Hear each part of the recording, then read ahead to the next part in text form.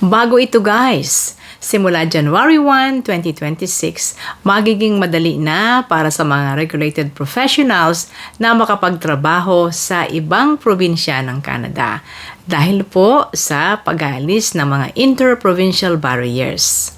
Ang Province of Ontario ang nagpasimula nito at tinugunan naman ng 10 iba pang mga probinsya dito sa Canada.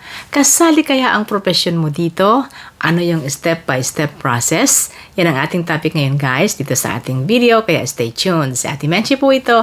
Hello everyone! Welcome back sa ating isa na namang video. Kung kayo po ay bago sa ating channel, please subscribe to my channel. At kung kayo po ay dati ng subscriber, maraming salamat sa inyo. Pwede rin kayo guys na sumuporta sa aking Facebook page na Menchie's Philcan Life. You can also join and be a member of this channel. Click lang po ninyo ang join button. At maraming salamat sa ating mga channel members. Thank you very much sa ating mga loyal na channel members. Kay Jen C, Ariane Del Malina, welcome. At kay Joy Gabriel TV, Arthur Postigo, Ninette Lapira, kay Marjo Jumento, Mar Lucuasay, Jesseline Ochoa, Corazon Binene, Marciano and Nimpa. Salamat po sa inyong patuloy na support sa aking channel. Let's go to our topic na guys. So ang essence po ng ating paksa na ito, yung mga regulated na professions ay madali nang makakalipat sa ibang probinsya at magkaroon din ng license sa ibang probinsya. Ano po? Kasi po ang tinatawag nating mga regulated professions dito ay yung kinakailangan kang kumuha ng certification or licensing bawat probinsya. Po, bawat probinsya may kanya-kanya silang mga sistema doon, no? So sa bagong sinimulan na ito na sistema ng Province of Ontario, ang tinawag po nila ito na As of Right.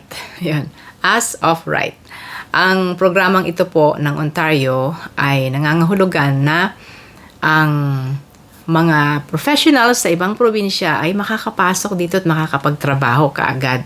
Nasa 300 po ang mga professions ito at nasa 50 naman yung mga regulatory bodies. Ayun, so bawat profesyon mayroong regulatory body na nagbibigay ng license or certification. Imagine that. At masyado pong metikuloso, lalo na sa atin na mga nag-aral sa ibang bansa. Ano ho? Eh kahit nga nandito ka na sa loob ng Canada, paglilipat ka ng ibang probinsya, eh kukuha ka na naman ng bagong lisensya or certification.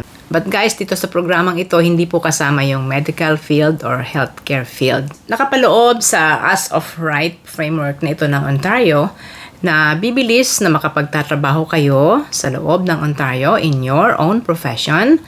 At the same time, ang 10 mga ibang probinsya naman ay tumugon din, vice versa, makakapagtrabaho rin ang taga-Ontario sa ibang probinsya sapagkat sila po ay meron ng agreement tungkol dito. 10 days lang guys ang processing and you can start working in your own career, in your own profession sa ibang probinsya. Isang example nga dito, halimbawa kayo ay isang engineer from Quebec or a teacher from Saskatchewan or anumang iba pang profesyon, plumber or carpenter, yan po lahat ng yan may mga certification and licensing. Kung galing man kayo sa ibang probinsya na yan, you can come to Ontario kung kayo ay may nakuhang trabaho dito and you can work right away. Yun po ang essence nun. Dati-rati po at hanggang sa kasalukuyan, matagal ang pagpaprocess ng certification or licensing kahit kayo ay nandito na at Canadian. Permanent resident ka or Canadian, gusto mong lumipat ng ibang probinsya, hindi mo agad ma-practice ang iyong profession kung ikaw ay hindi pa nagsicertify sa probinsyang lilipatan mo. Ganun po kahirap. Engineer ka na nga, ECE ka na nga, early childhood educator from Alberta, gusto mo lumipat sa iba, hindi ka agad makakapagturo as ECE, hindi ka agad makapag-practice ng architecture mo kung ikaw man ay isang arkitekto kasi you have to go through the process pa ng certifying sa probinsya mong lilipatan. It will take months kung hindi mo agad makomply yung kanilang mga requirements. Ganun po katagal dati-rati at hanggang sa kasalukuyan. So beginning January 1 of 2026, inopen na po ng Ontario, meron lang kayong 10 araw na hihintayin para ma-approve yung inyong application and you can start right away ng inyong trabaho. Yun ay considering na meron na kayong job na nahanap, at lilipat kayo ng Ontario from other provinces, mabilis na, 10 days lang makapag-start na kayo ng trabaho. And meron kang 6 months to work under that express na permit. Pero, meron pa rin kayong i-accomplish na certification na hindi mabilisan. Ayun po, no? Lumilinaw na po sa atin. So, hindi ibig sabihin na hindi ka na magpapalicense. Bibigyan ka lamang ng mabilis na pagkakataon to start. And pagkatapos, kapag nakapag-start ka na, mayroon ka namang period of time na papacertify ka sa probinsyang yan. Bakit ba ginagawa yung paglipat-lipat ng probinsya? Well, maybe mas nakakita ka ng trabahong mas mataas ang sweldo sa kabilang probinsya, the same kind of profession, ikaw isang carpenter, ikaw isang plumber, at nakita mong career advancement mo yon, you want to go to another province. O di kaya naman, you want to join your family na nasa probinsyang yon. Yun ang mga movement po rito sa Canada. At magagawa mo yan kung madadala mo kaagad at magagamit mo ang iyong profesyon, di ba? Ang iyong career na meron kang certificate. Baka tanongin ninyo, Ate Menchie, paano kami makikinabang dyan? Halimbawa kayo ay nasa labas pa ng Canada at hindi pa nga nakakapasok ng Canada or bago pa lang kayo sa Canada. Well, makikinabang po kayo dito kasi later on, kung kinakailangan na ninyong gawin ito, yung paglipat ng probinsya, may nakita kayong mas magandang trabaho somewhere at mga ganyan, magiging mabilis na para sa inyo ang pagta-transition into another province. Okay guys, yun po yun. So, ano-ano ang mga profesyon, ano-ano mga trade ang kasama dito? Sabi ko sa inyo kanina po, there are about 300 na mga profesyon ang sakop nito at merong mahigit 50 na mga regulatory bodies. Oh, tingnan ko nga. 59 regulatory bodies po sa Ontario. Ang tawag dito guys ay List of Regulatory Authorities under the OLMA, Ontario Labor Mobility Act of 2009. Ayan, ito po yung mga bodies na nagbibigay ng lisensya, certificate at iba pang permiso. Okay, marami guys, alphabetically arranged. So, basa lang ako ng ilan, tapos ilalagay ko po sa ating description box para makita ninyo kung kasama dito ang inyong profesyon, ang inyong trade. Association of Architectural Technologists of Ontario, Association of Chartered Industrial Designers of Ontario, Association of Municipal Clerks and Treasurers of Ontario. Yung iba maaaring hindi kayo kasali dyan. Ito, Chartered Professional Accountants of Ontario, nilaktawan ko guys yung iba, no? College of Early Childhood Educators, ayan. College of Veterinarians of Ontario, Human Resources Professionals Association, Ontario College of Teachers. So, kasama po ang mga guro, Professional Engineers of Ontario, Skilled Trades Ontario. In total po, 59. Hindi ko na binasang lahat. Tingnan nyo lang po sa ating description box. And now, guys, ito po yung step-by-step guide kung paano ito gagawin. Una, identify your regulatory authority. Halimbawa, Professional Engineers Ontario. Sa kanila po nagpapa-certify ang mga engineers.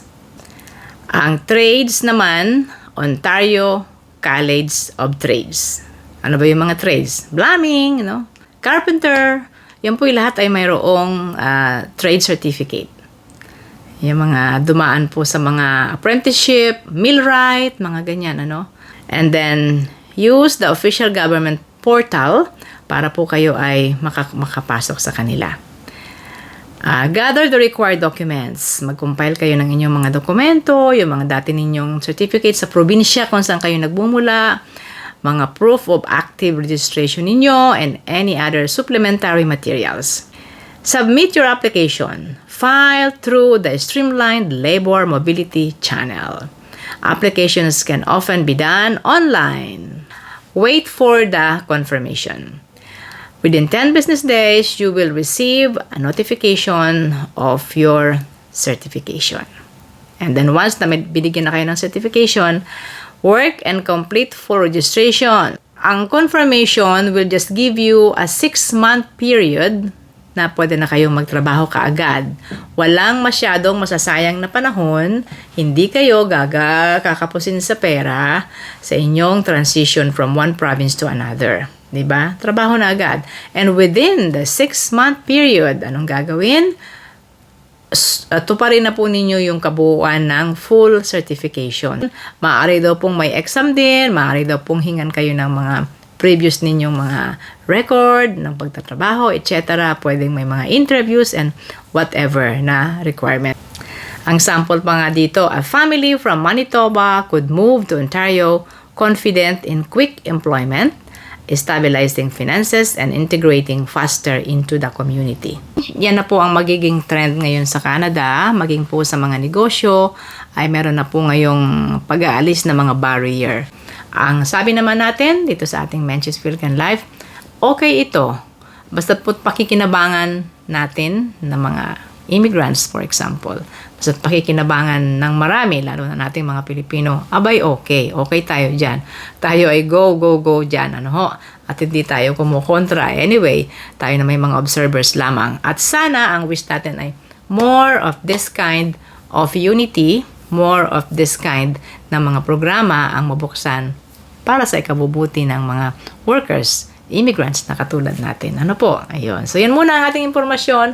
Thank you for watching. Si Ate Menchie po ito. Kung nagustuhan nyo ang ating topic ngayon, please subscribe to my channel. At sa mga dating subscriber na, salamat po sa inyong lahat.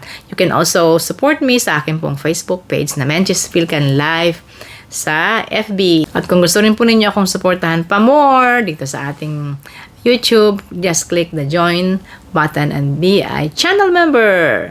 Thank you very much sa ating mga loyal na channel members. Kay Jen C, Ariane Del Malina, welcome.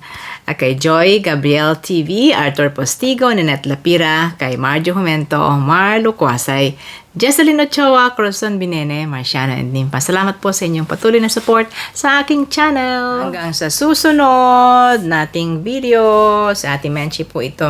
Saan ba galing itong aking watermelon na ito? Product of Canada. Ayun, product of Canada guys, itong aking pakwan.